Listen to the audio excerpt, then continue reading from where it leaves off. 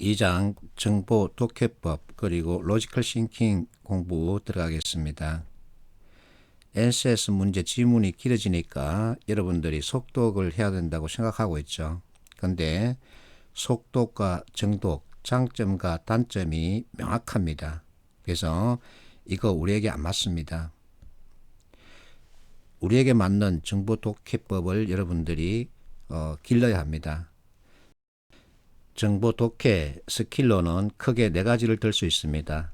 첫 번째, 하늘비 우산이죠. 이것은 내가 만든 것이 아니라 세계적으로 유명한 컨설팅 회사 맥킨지가 만들었죠. 그리고 맥락적 해석입니다. 맥락은 관계를 만드는 겁니다. 논리적 사고. 자, 이것은 여러분들이 많이 하고 있죠. 명제, 전제, 이와 같은 것들. 그리고 마지막으로 글 작성 기본 틀에 대한 이해가 필요합니다. 여러분들이 읽는 그 지문 누가 썼을까요? 아무나 쓴 글은 아니죠. 전문가들이 글을 썼죠. 그러면 전문가들이 글을 쓸 때 사용하는 틀, 이 네 가지를 익혀버리면 독해력은 자동 완성되죠. 이걸 하자는 겁니다. 그래서 속독과 정독하겠다고 많이 노력하는데 그 노력이 나쁜 게 아니라 시간이 많이 걸립니다. 어쨌든 우리는 최소 비용, 최대 효과를 노려야 합니다. 그래서 이와 같은 틀 네 가지로 읽으면 쉽고 정확하게 답을 찾을 수 있죠. 첫 번째, 정보 분해와 결합인데, 자, MEC 원칙 그리고 로직 트리, 그룹핑 이 세 가지에 대한 이해 필요합니다. MEC는 겹치지 않고 빠짐없이 자, 정보를 분류할 때 가장 많이 동원하는 스킬이죠. 그리고 로직 트리는 복잡한 것을 가지런하게 정리해주는 이와 같은 특징을 가지고 있습니다. 대표적인 사례가 파레토 법칙이죠. 고객을 분류할 때 나이별, 계층별, 소득별, 학력별 이렇게 구분하면 엄청 복잡하죠. 그래서 핵심과 비핵심 나눠버립니다. 그러면 합은 100이죠.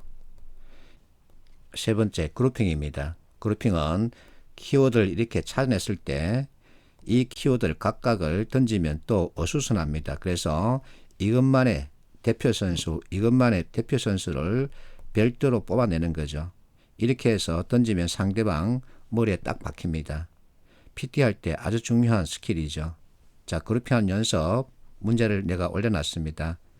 9개 단어 중 3개를 골라서 연상할 수 있는 하나를 찾으라는 거죠. 자, 목숨, 마시다, 수도, 그러면 물이죠. 이렇게 공통된 특성을 가지고 찾아내는 겁니다. 하늘비 우산 프레임, 맥킨지가 만들었죠. 이것은 정보 해석의 기초 중의 기초입니다. 어떤 문제든 이 프레임에서 벗어날 수 없습니다. 자, 내가 무엇인가를 봤습니다. 이게 팩트죠. 내 앞에 펼쳐져 있는 겁니다. 내가 본 것은 하늘에 먹구름이 잔뜩 끼어 있다는 이 현상입니다.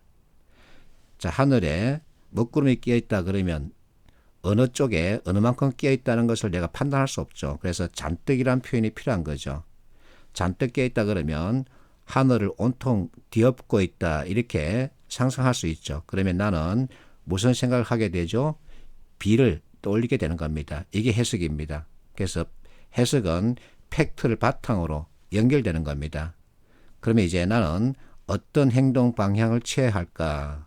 우산을 챙겨야죠. 이 우산이 나를 보호하는 솔루션이 되는 거죠. 그리고 우산 그러면 머릿속에 이미지가 떠오르죠. 아웃풋 이미지가 떠오르게 되어 있습니다. 자, 하늘에 먹구름 잔뜩 끼어 있다는 이 팩트에 따라서 나는 비 오겠다는 생각으로 우산을 챙겼다. 그러면 나의 모습은 뽀송뽀송하겠죠. 상대방은 축축하겠죠. 그래서 이 틀에 따라서 나를 소개하는 문장을 만들 수 있습니다. 자, 회사 일과 관련해서는 전체적으로 나는 일 관련 준비성이 100점인 사람이야. 왜? 하늘에 먹구름이 잔뜩 끼어 있다는 이 팩트를 가지고 비 오겠다는 생각으로 우산을 챙겼어. 그런데 나 아닌 모든 사람들은 우산을 챙기지 않았어. 나는 우산을 챙겼으니까 나의 모습은 뽀송뽀송하고 우산을 챙기지 않은 그들은 축축하지. 나 이렇게 대비되지. 이만큼 나는 일을 하기 위한 준비성이 아주 철저한 사람이야 하고 나를 자랑하는 거죠. 이 하늘비 우산은 문제 해결 영역에서 다시 아주 자세하게 다루게 됩니다. 자, 이 책 맥킨지 문제 해결 기술이라는 책의 목차가 이렇게 구성되어 있습니다. 이 목차 그대로 문제 해결 시간에 다 다루게 되죠. 자, 맨 밑에 하늘비 우산이 이렇게 나와 있습니다. 하늘비 우산이 실제 문제 출제되죠. 이것을 알아야만이 so what을 이끌어낼 수 있습니다. so what은 계속 출제되고 있습니다. 그래서 어쨌든 하늘비 우산에 대한 이해 바로 해줘야 합니다. 자, 내가 예시를 가져왔습니다. 이 예시는 내가 만든 것이 아니라 NCS 워크북에 있는 내용 그대로입니다. 이것이 그대로 출제되고 있죠. 다음과 같은 정보를 입수했답니다. A. 공급한다는 계획은 확실하다. 자, 확실한 단어. 이것이 바로 팩트임을 알려주는 거죠. 자, 이와 같은 팩트를 바탕으로 이제 해석을 하기 시작해야 합니다. B. 대항하기 위해 이 표현이 바로 목적에 대한 언급이죠. 그러면 이와 같은 팩트에 따라서 대항하기 위해 대항하겠다는 생각으로 이제는 행동 방향이 나와야 되겠죠. 국제적인 분업 체계를 구축하려 들고 있다. 이게 바로 행동 방향이죠. 그러면 어떤 결과가 나올까? 서로 영역을 나눠서 공존을 꾀하는 형태 이렇게 나오겠다는 얘기죠. 이와 같은 결과가 나오겠다 하고 의미를 부여하는 겁니다. 자, 이 세 개의 정보 가지고 삼식이와 삼순이가 이와 같은 결론을 도출했습니다. 삼식이는 한국과 일본이 가전 메이커에게 중국 기업은 이협이 되고 있다. 삼순이 일본 가전 메이커는 국제 경쟁력을 잃고 있다. 이렇게 결론을 만들었는데 누구 결론이 사실 배제하고 있을까요? 삼순이죠. 자, 현실적으로 일본 아이들이 국제 경쟁력을 잃고 있을 수도 있습니다. 그러나 이것이 ABC에는 없죠. 그러면 삼식이 결론에서 이협이란 단어 무엇과 연결할 수 있을까요? 대항이죠. 이렇게 찾아갈 수 있어야 합니다. 자, 하늘비 우산을 익혔으니까 이제 키워드 추출법을 연결해서 공부하면 됩니다. 키워드는 생각, 행동, 결과를 말합니다. 자, 영양이론에서 생각, 행동, 결과 이것이 영양평가 요소입니다. 그래서 자소서 작성 항목을 보면 되죠. 자, 삼성 자소서 작성 항목에 노력, 생각, 결과 이렇게 나와 있죠. 노력이란 단어가 두 번 쓰였습니다. 행동이 그만큼 중요하다는 얘기죠. 그래서 자, 다시 한 번 더 영양평가 요소는 생각, 행동, 결과입니다. 자, 영양 전문가가 영양에 대해서 무엇인가 설명할 때 박지성과 김연아를 꼭 등장시킵니다. 이 두 선수는 엄청난 결과를 만들어냈다.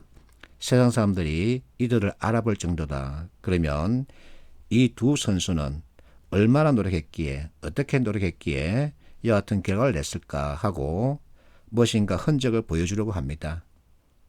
무엇일까요? 김연아의 발 엑스레이 사진이죠. 어그러졌죠. 이와 같은 모습을 제시하면서 자, 이와 같은 결과를 내기 위해서는 이와 같은 무엇인가 흔적이 따라야 하는데 그렇다면 한 번 후닥여서 뼈가 어그러졌을까? 아니면 수없이 반복해서 했기 때문에 뼈가 어그러졌을까? 이렇게 묻죠. 그리고 마지막에 도대체 무슨 생각으로 이렇게 그들의 생각을 찾아갑니다. 자, 이게 역순입니다. 그래서 모든 일의 시발점은 생각이 있어야 행동으로 나타나게 되고 그 행동의 결과 어쨌든 크기 차이는 있지만 결과는 나타나게 되죠. 그래서 생각, 행동, 결과 이것이 영양평가 요소입니다.